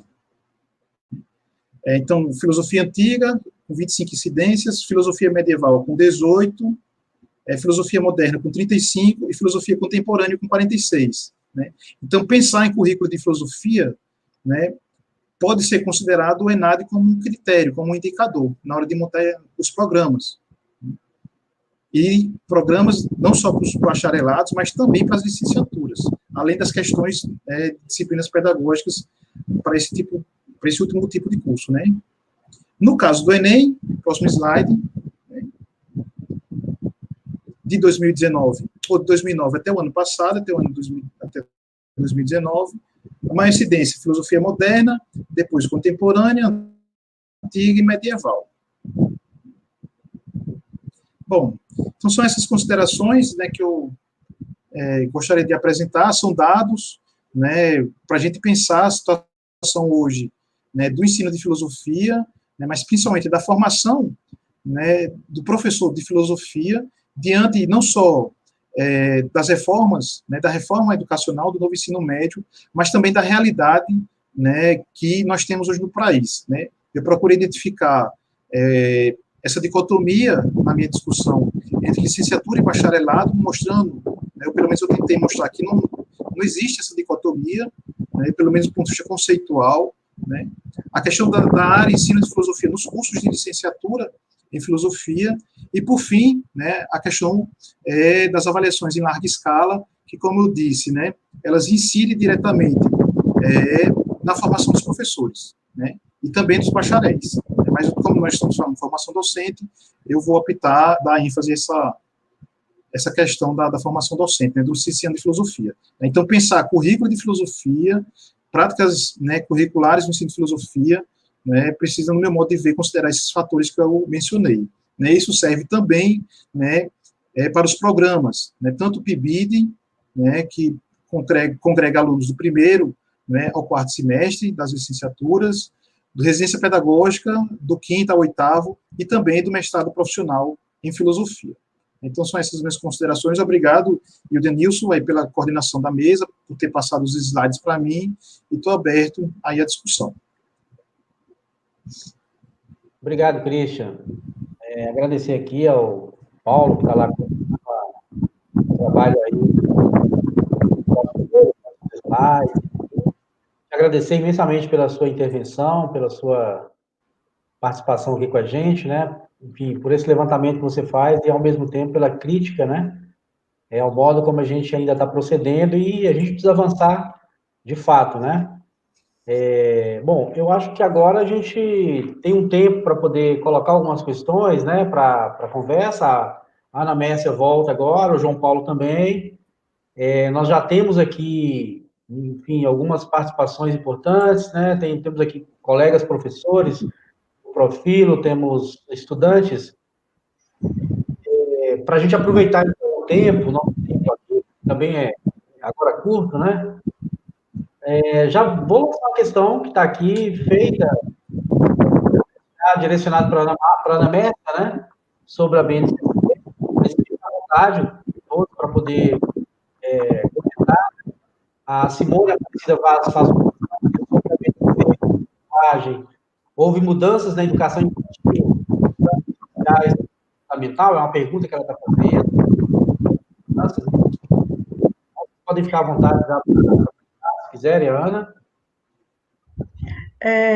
Sobre as mudanças, bom, eu me aprofundei, né, e me apropriei muito mais da área de ciências humanas, então, assim, eu acredito, sim, que tiveram algumas mudanças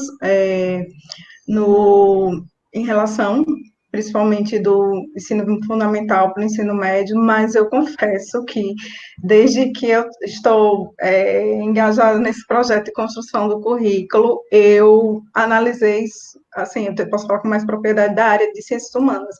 Da área de linguagens, assim, o que mudou, eu não fiz esse estudo.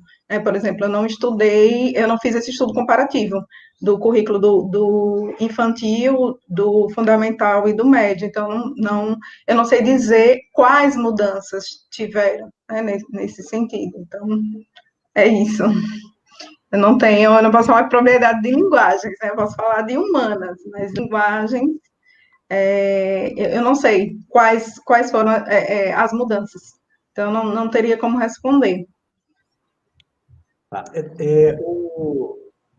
O João Paulo colocou uma questão, né, assim, no meio da fala dele, não tratou diretamente, né, mas indiretamente, mas é uma questão que é implicada na fala dele diretamente, né, pela exposição que ele fez, pelo levantamento que ele faz, que é extremamente importante para a gente ter uma avaliação desse processo. E aí, assim, você tocou no ponto do ENAD, que eu acho que é importante nesse processo, né?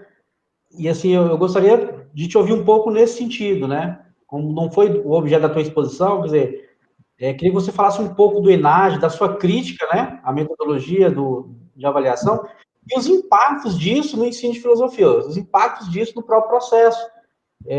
Você falou de forma tangencial, mas eu acho que isso parece ser um elemento importante, a sua crítica ao processo de avaliação do ENAD. Se você puder, João Paulo, gostaria de te ouvir um pouco. A gente gostaria de te ouvir um pouco nesse sentido.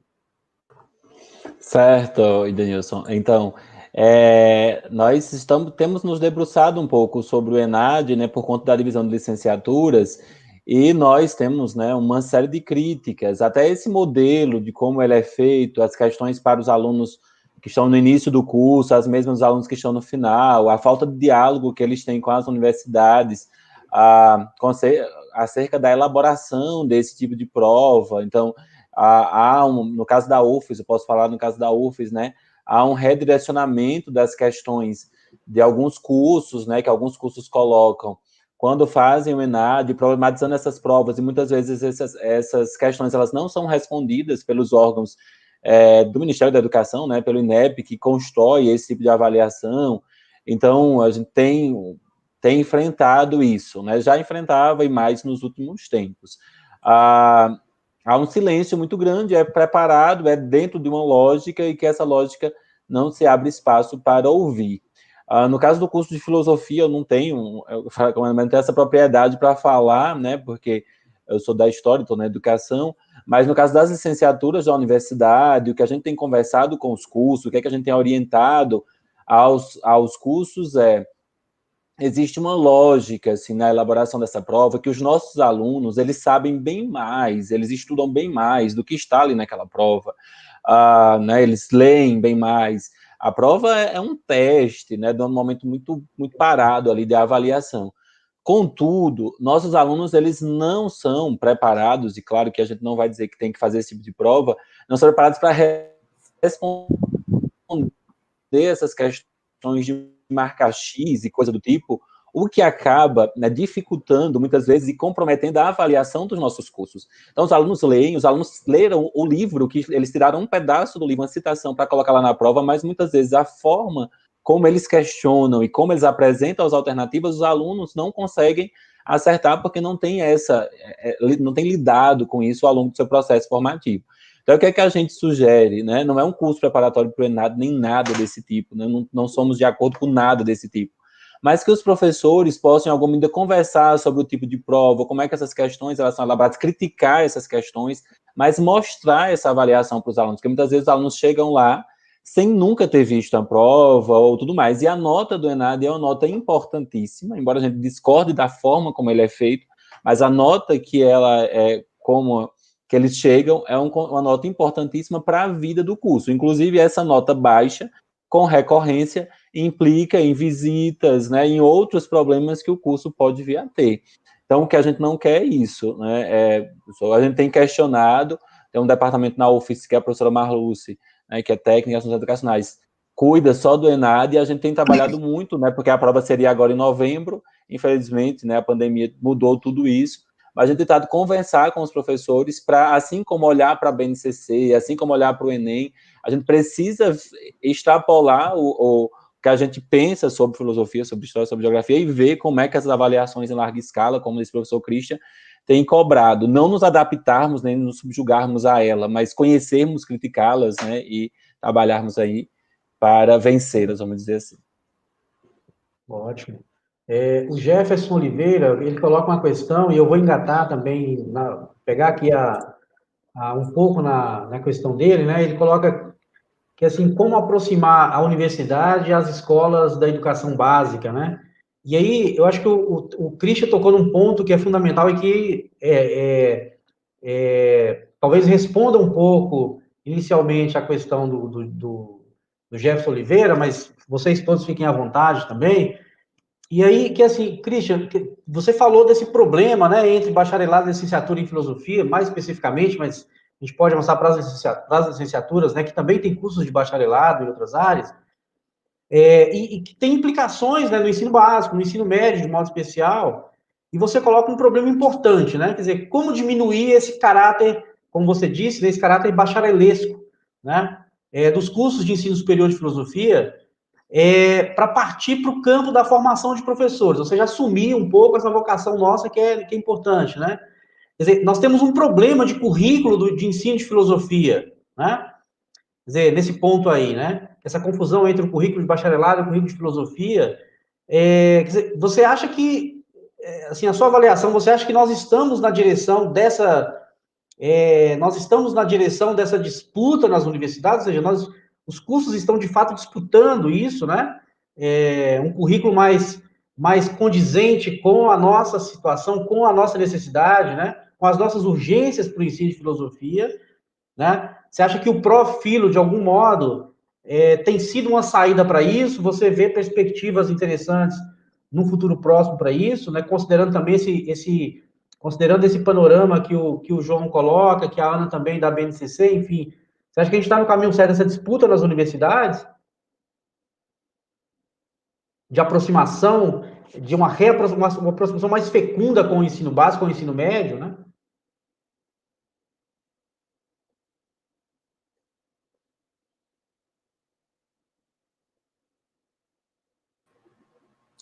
Bom, foi o Denilson, jovem que fez Jefferson, né, que fez a pergunta. Bom, acho que a gente precisa separar dois movimentos. O primeiro é um movimento que eu vou chamar macro, né, que vem de cima para baixo. É um movimento que começou em 2016, 2017, vindo do governo, né, de corte de recursos. Né, a gente trabalha sabe a dificuldade que foi esse ano para conseguir bolsas, né, para os alunos. Né.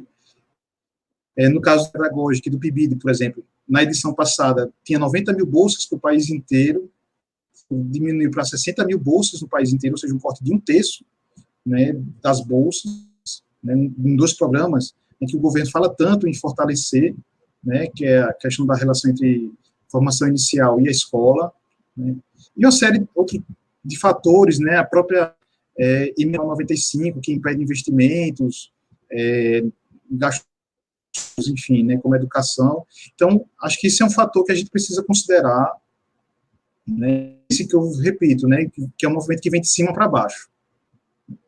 Por outro lado, as mudanças na legislação, né, que o João Paulo já falou, na formação de professores, enfim, eu vou aprofundar mais nisso. O outro movimento, que tem um sentido contrário, que é o que vai de baixo para cima. Porque esses 10 anos, 12 anos de ensino de filosofia no Brasil, e o Denilson, né, consolidou, né, de barrancos, digamos assim, né, uma comunidade, dentro da comunidade filosófica brasileira, de pesquisadores, de professores, né, que estão engajados na... Você pega, por exemplo, o Prof. Filo. Né, eu conheço colegas que nunca tinham trabalhado com filosofia, e por conta do Prof. Filo, entraram na discussão do ensino de filosofia. E professores das mais diversas áreas, da lógica, né, da metafísica, enfim. A mesma coisa aconteceu, né, quando o PIBID foi lançado, e mais recentemente com residência pedagógica. Então, isso criou um mastro, né, pesquisadores que integram, né, o GT, por exemplo, Filosofar e Ensinar Filosofia da Ampof, né, que é composto hoje por 46 professores. Né. Então, assim, né, criou condições, né, para que esse movimento, repito, que vem de baixo para cima, não só ampliasse do ponto de vista quantitativo, mas também do ponto de vista qualitativo.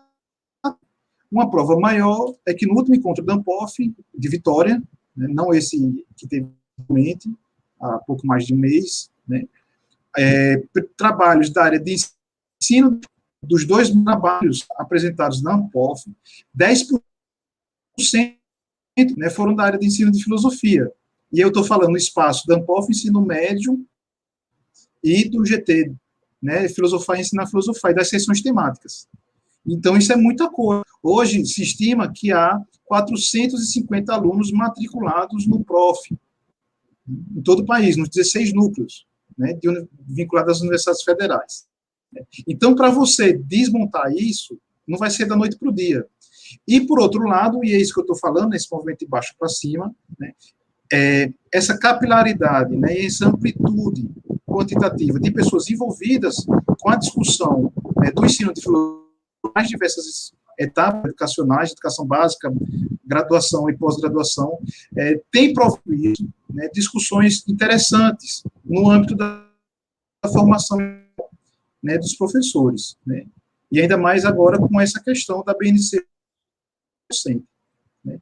Então, né, eu, assim, não sou muito otimista, né, porque o cenário nacional não é favorável à filosofia, né, às humanidades de forma geral e à filosofia de forma específica. Mas, por outro lado, também, eu não tenho uma perspectiva sem derrotista, assim, achando que está tudo, que é tudo uma terra arrasada, que estamos no mato sem fim, né? Num túnel sem luz no fim do túnel. Não, acho que nós temos, né, temos uma comunidade grande no Brasil, né, engajada, comprometida, né, com essa discussão do ensino de filosofia, e certamente, né, nas suas mais diversas esferas, discutirá não só proporá políticas públicas, né, direcionadas para a formação inicial de professores. E aí entra, obviamente, essa questão dos currículos, né, das licenciaturas e também do bacharelado. Né. Uma experiência concreta, a gente até tentou discutir, o professor Piau participou, já que ele é integrante do NDE, já nesse âmbito dessa reforma, de estabelecer os cursos ABI, né, que você faria metade do curso integrado, bacharelado, licenciatura, e na segunda metade do período eu faria bacharelado ou faria a licenciatura, mas a BNCC impede isso. Por quê? Porque estabelece que o estágio deve ser realizado desde o primeiro semestre. Né?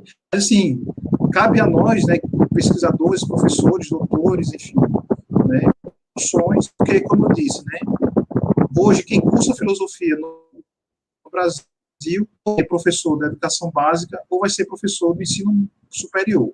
Infelizmente, né, como acontece em outros países, nós não temos a tradição, né, e a cultura, né, de pesquisadores, pessoas que se dedicam exclusivamente à pesquisa filosófica.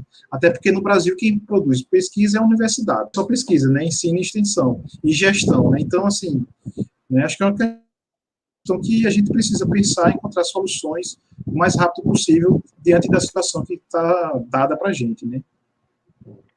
E o problema que aparece aí, né, que é essa tentativa de os recorrentes ataques ao ensino superior, né, a dificuldade de renovação do quadro de professores do ensino superior, de abertura de concursos, né, isso vai dificultando a perspectiva, né, dos estudantes, por exemplo, a chegar na universidade como professores, né? Então, a gente tem um processo difícil aí de resolver, né, que é o ensino universitário, né, no caso da docência em filosofia especificamente, das licenciaturas de modo geral, né, as humanidades estão comprometidas na BNCC de alguma forma, né, e aí, assim, você não tem mais, assim, tem uma dificuldade de retroalimentar os cursos de licenciatura, né, para aqueles que têm pretensão, por exemplo, a seguir carreira universitária, porque você não tem perspectiva de reposição dos quadros da universidade, né? Então, você cria uma dificuldade nesse sentido. Então, assim, acho que é isso, essa questão. Tem uma questão para a Anamésia, que é feita aqui pela nossa colega Judéia de Freitas, que é, assim, como é que você avalia o gerencialismo de fundações internacionais e privadas por trás da BNCC, né, que tem interesses corporativos focados em avaliação de resultados, de produtividade, e ela cita aqui a Fundação Lehman, por exemplo, né, que teria, segundo ela aqui, um certo interesse no modo como a BNCC encaminhou a reforma. Quer dizer, enfim, como é que você pensa isso? A questão foi direcionada para você, mas fiquem à vontade todos para comentar se quiserem. Obrigada pela pergunta, é uma pergunta bem interessante. E, assim, quando a pergunta vem para a gente pensar como ter autonomia nesse sentido, né? Bom, a gente tem na parte flexível, a BNCC traz o itinerário de EPT, que é o itinerário de formação técnica e profissionalizante, que dá uma grande possibilidade das instituições de ensino formularem parceria com outras instituições, né? Sobretudo nesse apoio técnico, nesse apoio tecnológico, enfim. E a gente sabe que existem essas fundações que têm esse tipo de interesse, sobretudo porque a BNCC também traz o empreendedorismo, né, como um dos eixos, que é elencado, é um eixo estruturante elencado, e pode ser elencado em qualquer itinerário, né, seja itinerário por área ou itinerário técnico, mas a gente sabe que é imprescindível no itinerário técnico, né, que tem um foco maior no empreendedorismo. Pese todas as críticas ao processo de elaboração da BNCC,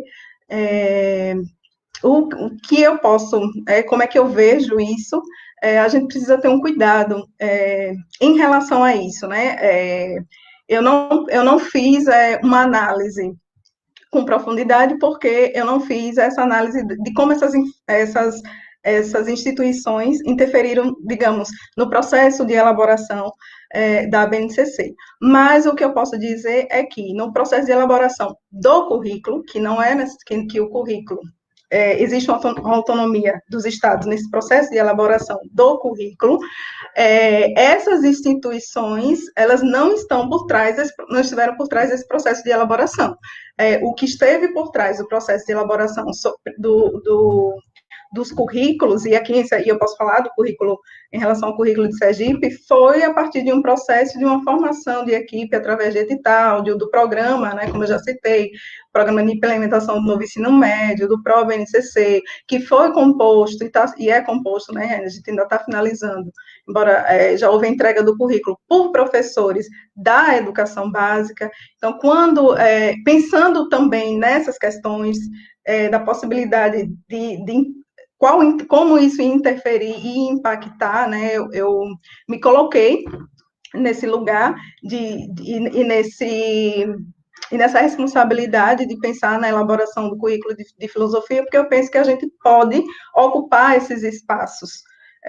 A gente pode ocupar esses espaços tanto no processo de elaborar, como no processo de debate, para que a gente minimize determinados impactos, porque a gente sabe dessas políticas de interesse, né? Nós não vamos ser ingênuos e dizer que não há uma política de interesses dessas instituições, essas fundações internacionais, e eu tenho uma crítica em relação a isso, porque existem algumas parcerias, e essas parcerias, elas dão formações para os professores nas redes, mas elas também contribuem em algum aspecto, porque o que eu posso dizer, né? A universidade e a gente, enquanto professor, pode estar fazendo também nesse sentido de dar essa contribuição de formação e não deixar um espaço apenas para essas parcerias com essas outras instituições que têm esses interesses em resultados de produtividade.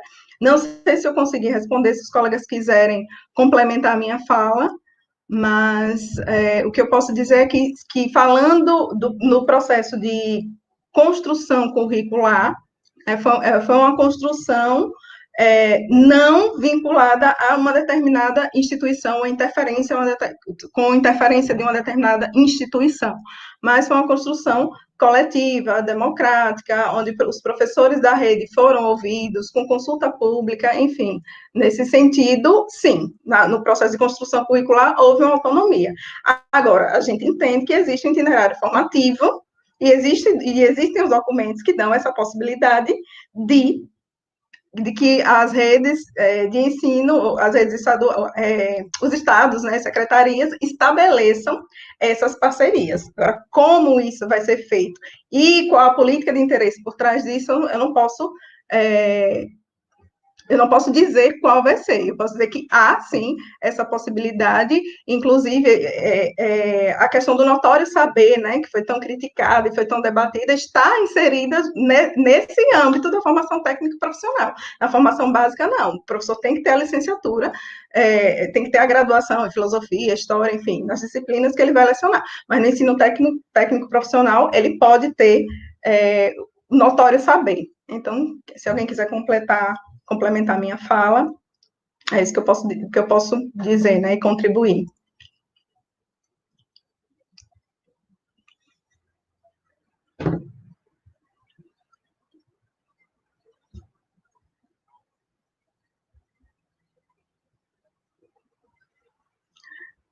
Professor Idenilson, seu microfone está desligado.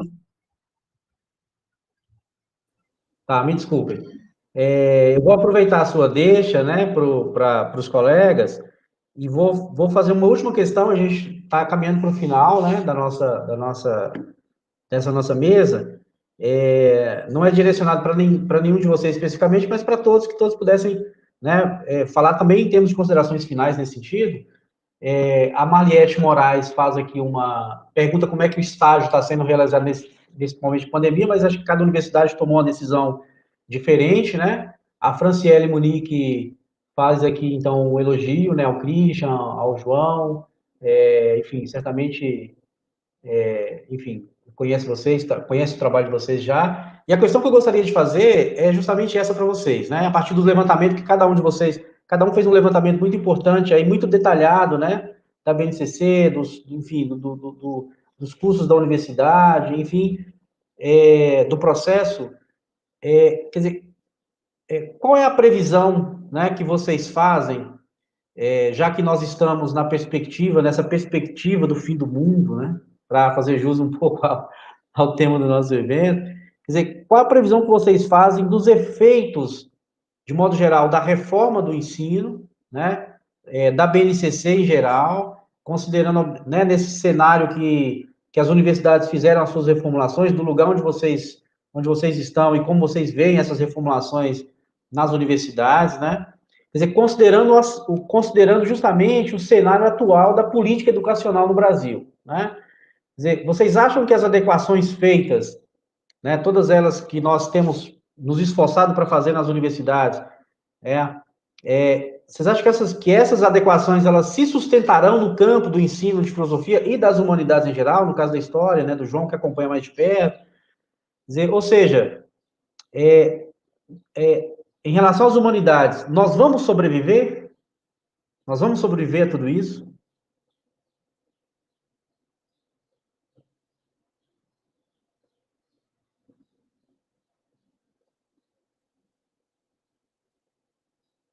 Fiquem à vontade para comentar. Já que eu fui o último a expor, e o Denilson, se os colegas permitirem, obviamente, deixa o seu primeiro a fazer as considerações finais. À vontade. À vontade, Christian. Para inverter a ordem. À vontade. Bom, eu acho que essa sua colocação, num tom provocativo, digamos assim, né, a partir do que você observou nos comentários dos colegas, no chat, né, essa é a grande pergunta, digamos, que eu, particularmente, não tenho resposta no exato momento, né. Agora, quando se fala do futuro de filosofia, do ensino de filosofia, etc., né, eu sempre penso na figura do Sócrates, né. O Sócrates, eu costumo brincar com os meus alunos, né, a maldição de Sócrates, né, que, em nome da verdade, né, e dos valores, né, defendidos por ele, precisa da própria vida, digamos assim, né, da democracia, enfim, para poder, morais, etc., né. E desde Sócrates, a filosofia, né, e a história da filosofia é rica em exemplos, né. A gente vive isso, né, vive esse momento, né, de vai e volta, vai para a fogueira, vira o instrumento de redenção, né, da emancipação das pessoas, né, aí depois vai para o calabouço, aí tira do calabouço, diretas, democracia, né, então, assim, a filosofia tem esses movimentos, né, de vai e volta, idas e vindas, né, desde Sócrates, né, essa tradição que nós nos apropriamos com mais propriedade, né, sem ser redundante, né, que é essa tradição ocidental de fazer filosofia, né. Então, eu pego essa passagem, né, essa história nossa para poder, né, servir de estímulo, né, para os colegas, né. Eu sempre digo para os meus alunos, quando eu entrei na licenciatura em filosofia, e provavelmente foi o caso de Ana Messia, né, e de outros colegas, né, que já estão na docência, né, filosofia não era disciplina, né. Então, a gente sabia que ia ser um futuro difícil, do ponto de vista profissional. Queremos ou não, nós gostamos de filosofia, achamos legal, né, precisa ter lá o emprego, né, querendo ou não. Né. E eu digo isso para os meus alunos, né, não deixem de acreditar no que vocês sonham, no que vocês acham que é exemplo da história da filosofia, né, embora o momento atual seja um momento difícil, né, de negação do conhecimento científico, de negação das humanidades, usada contra as humanidades, contra a filosofia, contra a história, né, contra a sociologia, né, então nós precisamos do nosso microespaço, né, através da nossa atuação profissional, estudantil, né, defendemos aquilo que nós amamos, né? Então, acho que é esse, né, o espírito, digamos assim, que nós devemos imbuir as ações, nossas práticas no cotidiano, e sabendo que o momento, repito, não é um momento simples, né? Um momento de expansão da filosofia, como foi no início da década. Nós estamos vivendo um momento de resistência, né? Mas, como eu falei na pergunta anterior, hoje nós não temos mais os 46 grandes diretores para ensinar a filosofar, ou a diretoria da Ampof para defender o ensino de filosofia. Além, nós temos 16 núcleos de mestrado profissional, 450 alunos do mestrado profissional, 45 mil professores de filosofia na educação básica, não sei quantos, né, professores de filosofia nos institutos federais, né, com seus mais do Brasil, os colégios de aplicação, enfim, tem toda uma rede, né, capilarizada, 7 estados da federação, né, para defender o ensino de filosofia. Os departamentos, né, de filosofia, as faculdades de filosofia, né, os mestrados, os doutorados que foram criados, né, principalmente aqui no norte e nordeste do Brasil, né. Então, acho que tudo isso nos coloca numa posição diferente daquela que nós tínhamos há 10, 15, 20 anos atrás, né, quando nós éramos poucos, né? Então, comparado com o que nós temos hoje. Então, acho que tudo isso deve ser considerado, né, e fica, né, como eu disse, né, esse legado, né, da tradição socrática, do exemplo de Sócrates, né, e da história da filosofia posterior a ele, como lição, né, para nós aprendermos e vivermos o nosso tempo. Acho que é um pouco por aí. Bem lembrado, viu, Christian? Bem lembrado. Bom, e obrigado pela oportunidade, né? Obrigado pela oportunidade, Ana Messa e João Paulo, uma satisfação dividir a mesa com vocês e vamos lá. Eu que agradeço, Christian, quero agradecer a minha oportunidade, né? Dividir espaço aí com o professor Christian, a professora Ana Messia, o professor Edenilson. Muito obrigado pela provocação, acho que é provocação mesmo para a gente pensar.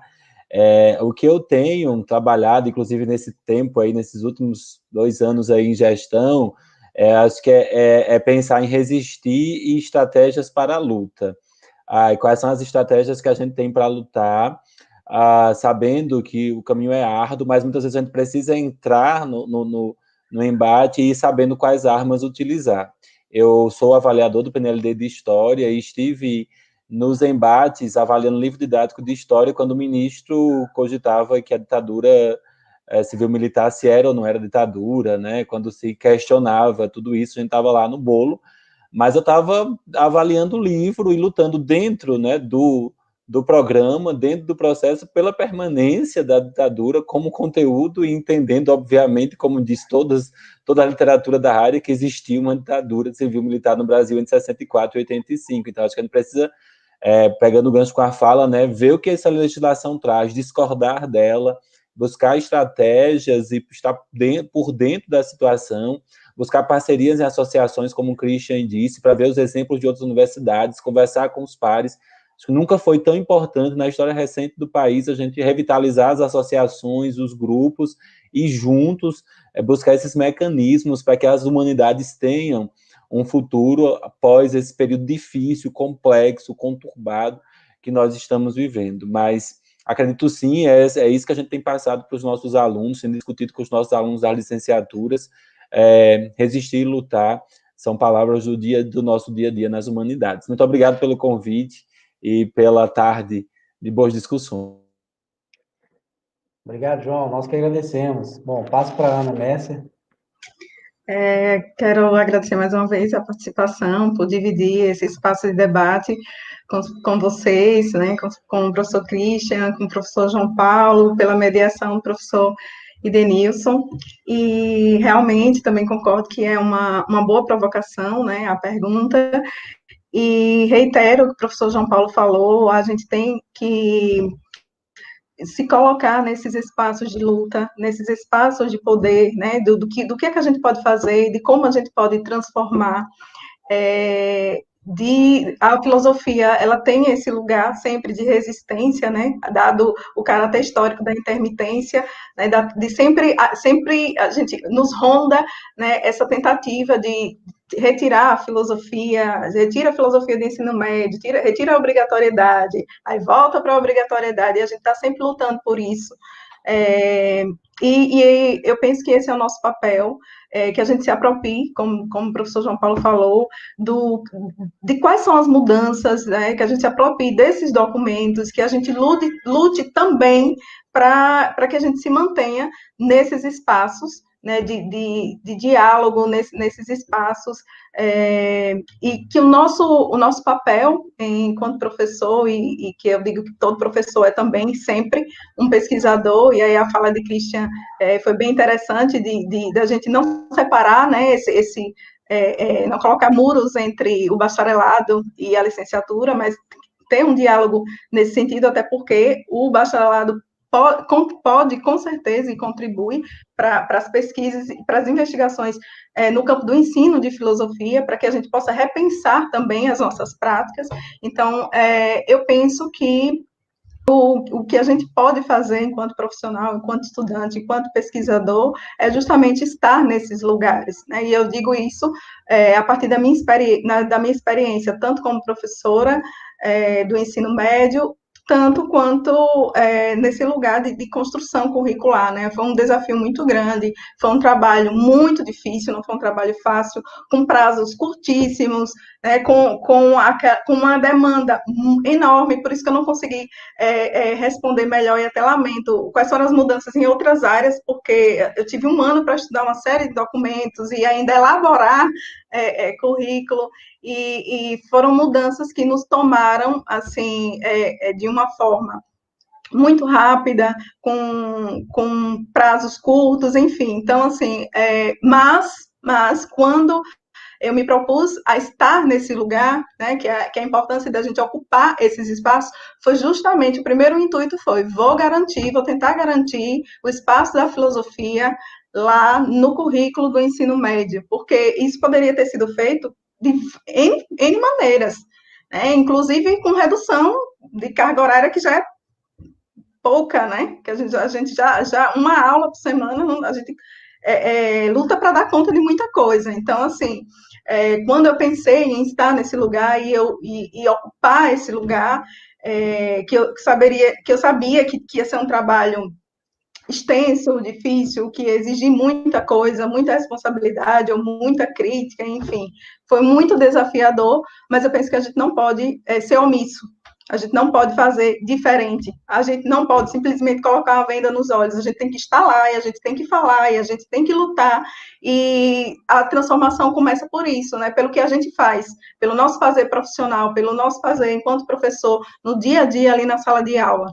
Então, eu encerro a minha fala dizendo isso, né? Vamos nos colocar nesse lugar de ser ativo, de agir ativamente para essas transformações. E eu penso que, falando, né, para responder essa questão, vamos sobreviver, acho que o que a gente tem feito até agora é sempre tentar sobreviver, né? Só que para isso a gente precisa lutar, tá sempre, e não desistir, né? Então, e para não desistir, a gente precisa ter estar nesses lugares, né? Estar nesses espaços, estar aqui debatendo, né? Estar nos desafiando e enfrentando esses desafios também. Então, não é um lugar de omissão nem de passividade, porque se for, a gente entrega logo o jogo e imagine, né? Então, imaginem agora, nesse cenário, como é difícil, por exemplo, elaborar um currículo onde a gente precisa colocar questões de gênero. Alguém falou sobre filosofia africana, pensar a filosofia nesse aspecto, e eu fiz isso. Quem quiser dar uma olhada lá no currículo, digo, olha, aqui nessa habilidade cabe pensar e discutir sobre filosofia africana. Por que não? Mas não é um trabalho fácil, né? É um trabalho que exige muito estudo, muita pesquisa, muito debate, e exige que a gente continue fazendo o que a gente fez hoje, né? Nesse espaço de discussão e de nos ouvir também.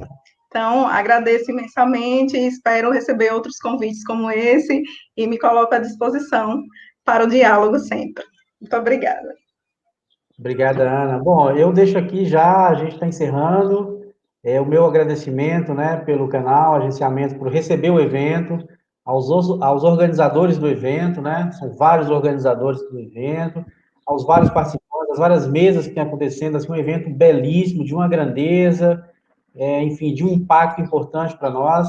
Agradecer ao Christian, imensamente, viu, Christian? Muito obrigado pela sua presença, pela sua frequentação no Prof. Ao João Paulo também agradecer imensamente, né, e a Ana Messi, a todos vocês pelo conhecimento que vocês têm de todo o processo, né, dos dados, do levantamento, enfim. Isso vai ficar registrado aqui, vai ficar gravado, obviamente, todo mundo vai poder consultar. Eu agradeço demais a presença de vocês, o carinho, a generosidade e a disponibilidade do tempo, ao agenciamentos. Já deixo desde já aqui o meu abraço aqui de Montes Claros, do norte de Minas, tá? Para todos vocês.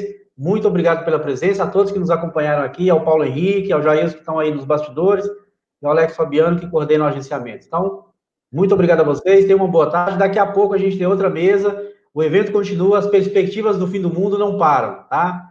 Um grande abraço a todos.